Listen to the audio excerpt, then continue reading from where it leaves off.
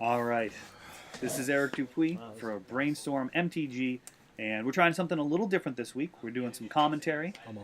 By we, I mean me, because this is the first time. If this is something you guys really like, go ahead and let me know in the comments, and I can take a look at getting some of my friends in the Legacy and Vintage community to come on down, do some special guest commentary spots, and hopefully spice up these a little bit.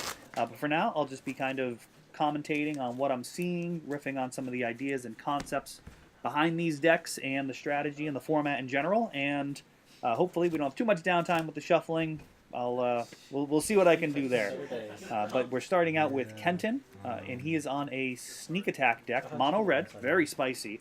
You got Through the Breach and sneak attack to put out giant monsters. Last time I faced him, I was on lands a few months ago, and the final game involved him going turn 1 Gristlebrand, Inferno Titan, and World Spine Worm. It's a 15/15 trample. When it dies, you get 3/5/5 tramplers. Needless to say, we didn't get to the point where it died. I was the only one dying that game to extreme lethal damage on turn 1. So that is what his deck is capable of. Keeper, on the other hand, generally looking to get 3 mana on turn 1 and play a Blood Moon or a Magus of the Moon. Worst case, like a Chalice of the Void at 1 versus other matchups.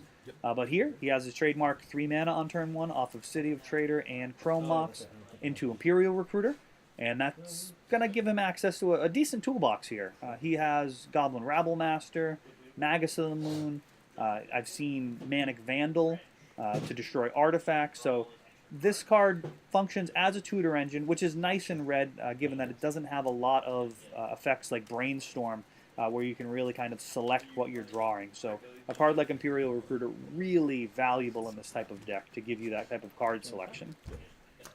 Can allow you to run singletons. Of course, the downside of running singletons is you're still capable of drawing them at the wrong time and not being able to shuffle them away, but you take what you can get with this type of construction. You've got Chalice and Blood Moon, both which you can just win games on their own on turn 1. And then we have a Chalice to follow up there, so that's basically going to shut off Kenton's Lotus Petals. I don't believe there's any other cards at 0 mana for him, but restricting Kenton's mana, very important here. He's trying to get to 4 mana for Sneak Attack, or 5 mana for Through the Breach, or Sneak Attack and activate in the same turn. So making sure he doesn't get to that is really the name of the game. He really doesn't have any ability to interact to the board earlier than that, aside from a little bit of removal and Fiery Confluence. So Kiefer going to look to build the clock and keep some pressure on here. Swinging for 1. Kenton going to need to take that, and Magus of the Moon. All right. So that's not necessarily the best card in this matchup, given that they're both running Blood Moons. But Kenton stumbles, misses a land drop, and it's going to allow Kiefer to continue to build his mana without blowing up his own city.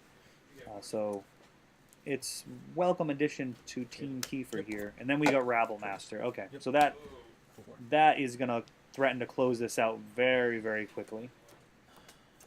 Rabble Master, a real serious addition to this type of deck. At 3 mana, the requirements are really light, just 2 and a red, and that card really sets a significant clock. And with Chalice of the Void, it actually makes it difficult to handle. Even if you can get rid of the Rabble Master, it's really hard to mop up those 1/1s when you're restricted with Chalice and Blood Moon. So even just a handful of Goblin tokens can be enough to take it down, even if you've somehow stabilized. And just tons of damage coming through here. 2 for the Goblins. Then we've got 5 more for the other guys. We've got Pump Trigger on the Rabble Master. I mean, this is wicked lethal next turn. We're going to need a lot more than a blocker here.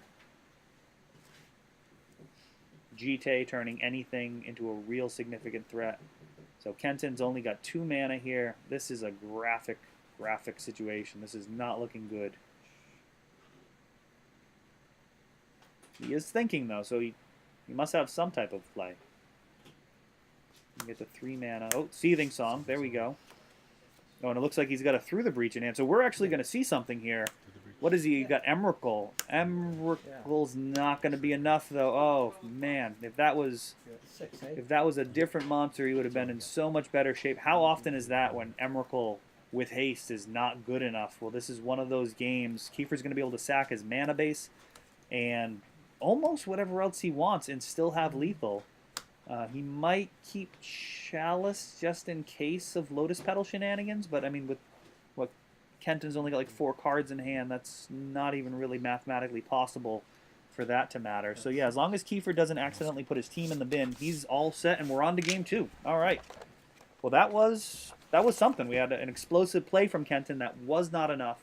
I'm glad he actually pulled the trigger on that. We got to see something fun, even though it wasn't actually going to take the game for him. Let us know what his deck is actually up to. And we got some sideboarding. All right. Well, while we've got the sideboard going on here, looks like probably Blood Moon effects are going to be at their worst. I don't think Kenton's really interested in using Blood Moon against Kiefer. Kiefer probably keeps in Magus of the Moon because it's a body. Regular Blood Moon is dicey. He's probably got much better stuff to bring in the sideboard. All it really does is set back those soul lands 1 mana, which is something. I mean, Kenton is trying to get to 5 mana, minimum 4 for sneak attack. And cutting it back 1 mana at a time is definitely significant. But it's not nearly at its best where you're shutting someone off from the colors of mana they need to actually play a game of Magic.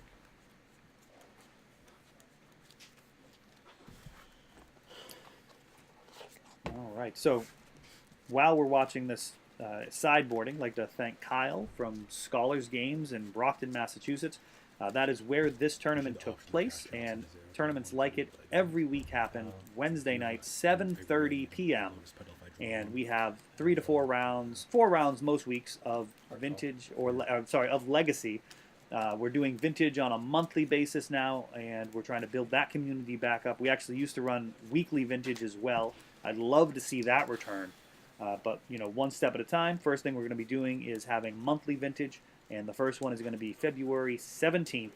And I hope you guys can proxy some cards up and make it there. If you're a legacy player, awesome format, a lot of fun, totally different power level.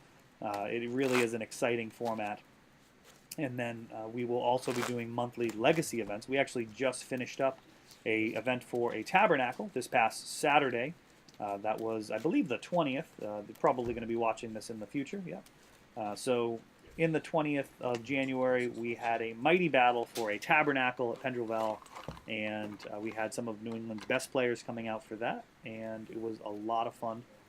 We have footage of that up on YouTube as well. So still sideboarding. Definitely not a matchup you expect to see very much, really, on either side of the table. Mono red sneak attack is not putting up a ton of attendance numbers, though it does perform pretty well when a skilled pilot is running it. And as we see here, you know, this is the finals of this smaller event. And the mono red prison decks, I think people are a little bit more aware of them and just generally kind of hope that they don't play against them. Chalice and Blood Moon make it so you really can't do much. And you just kind of hope that if you do play it, you're lucky enough to draw your Deathrite Shamans or whatever else you have to kind of create the colored mana you need to play the game. Whether that's Lotus Petal, naturally drawing your basics, or if you're playing like a blue-red build of Sneak Attack, Sneak and Show, or like blue-red Delver, hopefully you can kind of jam a Delver and then maybe draw mostly red spells for the rest of the game, because when you are cut off from actually playing your Magic cards, it can be a very frustrating way to get bumped out of a tournament. But it is all part of the game. That is the strategy behind this deck. Just wins in a different looking way. All right, so it looks like we've got Through the Breach and some mana. And I think down on the end, Kenton's actually got a monster, so that's pretty much everything he can ask for right there. As long as he can get to 3 mana, and it looks like he's got a City of Traders and a Lotus Petal. Oh, spicy. Interesting. So let's see here. Was there a Seething Song in there? It looks like he might have actually been able to go Lotus Petal City and jam a 15-15 on the first turn. That would have been pretty crazy. Maybe I'm not seeing what I think I am down at the end, but we've got Rabblemaster. All right, so Kiefer, not shy about making a first turn play there. And a Blood Sun. Oh, it was a Blood... No, there's still a Through the Breach. All right. Well, I thought I saw a Seething Song. Apparently not. It must have been the Blood Sun. But But that Blood Sun is going to make sure there's no type of Wasteland effect coming down. Really, it's just a Blood Moon effect that would stop Kenton next turn. And we've got Rabblemaster smashing in. We've got 2 more turns of Rabblemaster beats before this game is over, and it looks like Kenton is going to be able to cut that off at the pass unless Kiefer's got something. Sure. Thorn of Amethyst, making Kenton's spells cost 1 more. We'll see. I believe he has a Soul Land in hand. If he does, he's going to be able to combo off right through Thorn of Amethyst as if it wasn't even there, which is something not a lot of combo decks can say. For 1. And a Walking Ballista. That guy is not going to be doing a whole lot. Alright, so we've got City of Traders, 6 mana. There's that through the breach into the World Spine Worm. Yeah. So that's going to be 15 damage, Yeah. and it's going to leave behind 3 5/5 bodies with Trample. So all of those tokens are going to do a very poor job of soaking up damage there. That is a brutal, brutal turn. One-step trigger. An explosive turn 3 for Kenton. Yeah. Pretty good. We'll see if Kiefer has any way to answer that. I mean, they are tokens, so they are vulnerable to effects like Powder Keg, Engineered Explosives, and the like, but those are not likely candidates. Maybe something like an Ensnaring Bridge. I don't know if Kiefer's actually running that, but that would be a really effective way of stopping the beats. And he'd be able to kind of drag out the game by making tokens with Rabblemaster, but no, he does not have it. So we are moving on to Game 3 of this finals, which has been filled with haymakers from Kenton and consistent beats from Kiefer. We'll see Game 3 where this goes. All right, so they are shuffling it up. Got a lot of exciting things coming in 2018 in the Magic community. A lot of it I can't talk about just yet, but I'm really looking forward to sharing it, and we will be sharing that on these videos and on the Brainstorm MTG channel. I do have a website for Brainstorm MTG just started. Simple WordPress site, just starting to populate that, but there's some sneak peeks there. So you can always head over to Brainstorm MTG to check that out and kind of see what is coming. A lot of our work with mosaics, doing very, very large art installations. Really looking forward to doing that this year. It's going to be a lot of fun to bring that to the Magic community. And Kenton is shuffling up, hoping to draw a very spicy 7. As I said earlier, his deck is capable of winning as early as turn 1. Of course, Kiefer's going to have a turn, no matter what here, being on the play. And we'll see if he can slow things down with Chalice or Blood Moon on any level, or if it's just going to be a sprint. And Kiefer, as does happen when you get smacked upside the head by a 15-15, sometimes you reassess things. It is a play that gives you pause when things are going well, and all of a sudden it spirals out of control. So he's going to be taking a look at that sideboard and seeing if there's anything he can do to prevent those type of explosive turns from just undoing all of his progress.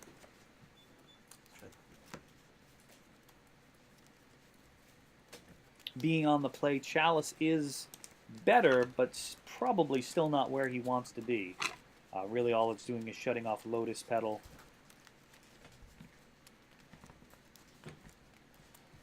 There's not a whole lot that he can really do with that. So we'll see how the card selection plays out here at the beginning. Now, without Brainstorm and Ponder, Preordain, certainly now that Sensei Top is gone, the opening hands for these type of decks are really crucially important. They really don't have much in the way of card selection outside of this opening phase of the game. So certainly for Kenton, he's going to want a hand that has at least 2 of the 3 components that he needs, if not all 3. I mean, you need the monster, you need a way to get it into play, and you need the mana to make it happen. Here you go. And if you don't have those, you're going to have a really tough time against a deck that is a little bit lower to the ground and able to put pressure. And Kenton's not able to interact too much with the board. It's not like he's running lightning bolts and snapcasters and sweepers. I don't think we've seen Anger of the Gods or anything like that out of his list. But that would definitely buy him a lot of time if he did have access to those cards. I think so far we may have seen a Fiery Confluence, which is it's a very spicy card. And I suppose it can function as a sweeper, but even if there's a few goblins left in play, they will still eventually get there. Kenton really doesn't have the ability to put any type of presence on the board as a blocker outside of something that's literally just ending the game. Something like an Emrakul or a Gristlebrand. And usually those things are turning sideways. They're not that interested in defending the home turf, as it were. So we're mulling deep here so far. Nothing good enough for either of these mages.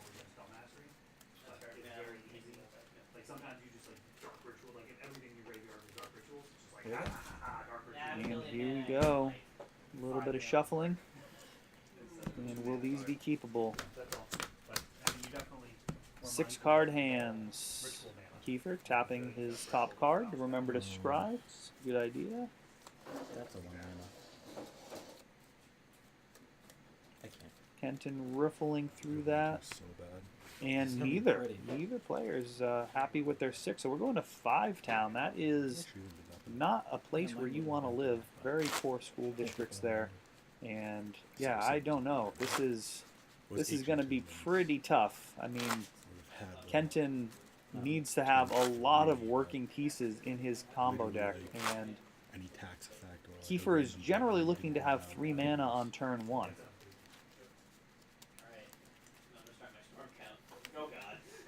Yeah, this is looking to be a little bit of a train wreck of a game. We'll see what emerges from the ashes here. This is not how either player wants to start.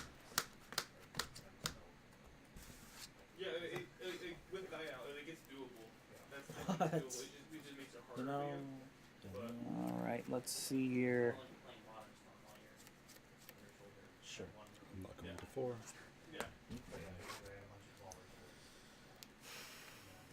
Scrying. And Kiefer doesn't like that either, so these are not the spiciest of hands.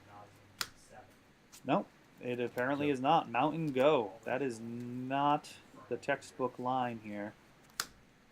Kiefer still no play, so this is really just building resources. Kenton gets to 3. 3 can turn into 5 very fast with Seething Song. And Kiefer into Hazoret. New addition to the format. Well, new-ish. Not as indestructible in Legacy as it was in Standard. We've got Path to Exile, Swords of Plowshares, Dismember. I guess you can bounce it with Jace. Like there's some ways to deal with it. Terminus. So yeah, Indestructible is not as indestructible when it comes to Magic's deepest format, but still problematic to deal with. So we'll see if he can get low enough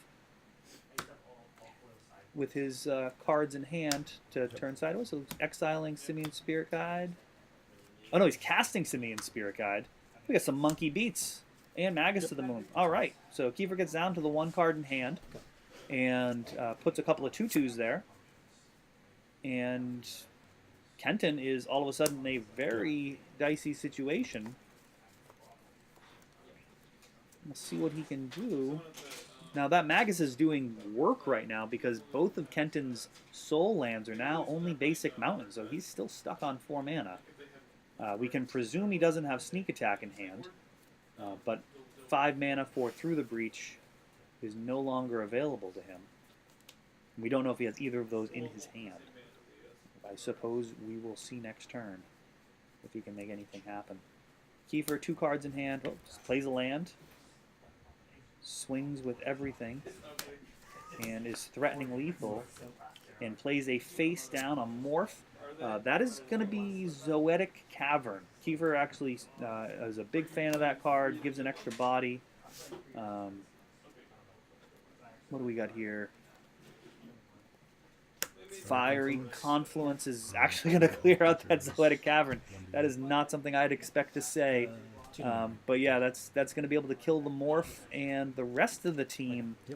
But Hazoret is still going to get there. We got 5, and then you can discard to it, and that is it. So Kiefer taking it down. What do we have? Bristlebrand, maybe Hellkite. So yeah, Kenton unable to find the sneak attack or through the breach to get that done. So that is it. Well, that was the finals. Thanks for watching. If these are the type of videos that you guys like, just let me know in the comments, and I can look at doing more of these, getting in some of my friends from the Legacy and Vintage community, doing a little bit of a back and forth. So we've got 2 commentators, but we'll see. If this is something you guys really like, we can make it happen. If it's preferable over the standard Legacy action that we provide you every week over on Brainstorm MTG. All right, well, thanks for watching. I got it in 3.